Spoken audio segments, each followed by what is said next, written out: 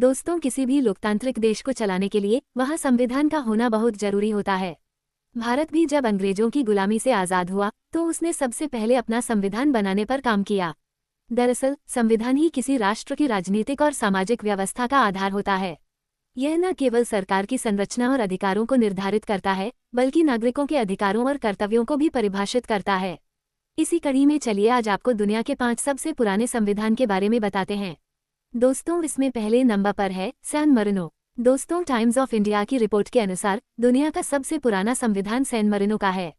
माना जाता है कि यहाँ का संविधान 1600 शताब्दी में बना था और आज भी इसका उपयोग किया जा रहा है।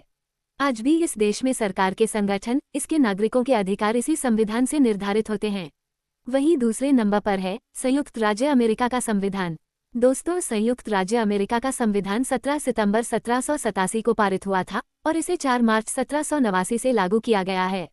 अमेरिकी की बात करें तो इसके संविधान में 7 अनुच्छेद हैं जो देश की संघीय व्यवस्था, कार्यपालिका, विधायिका और न्यायपालिका की संरचना को परिभाषित करते हैं। इसके अलावा संविधान में अधिकारों का एक बिल भी शामिल है। इसे 1791 में जोड़ा गया था। तीसरे नंबर पर पोलैंड का संविधान है। अभी कुछ दिनों पहले ही पीएम मोदी पोलैंड के 2 दिवसीय दौरे पर गए थे। भारत से कोई पीएम पोलैंड 45 वर्षों बाद गए। टीआई की रिपोर्ट के अनुसार यहाँ का संविधान दुनिया का तीसरा सबसे पुराना संविधान है।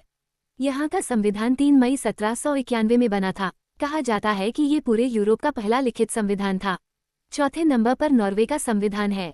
नॉर्वे का संविधान 17 मई 1814 को अपनाया गया और आज इसे दुनिया के सबसे पुराने और प्रचलित संविधानों में गिना जाता है।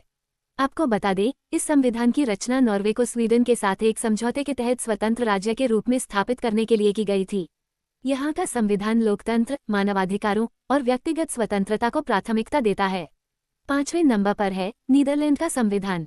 नीदरलैंड का संविधान 1814 से 1815 के बीच अपनाया गया था।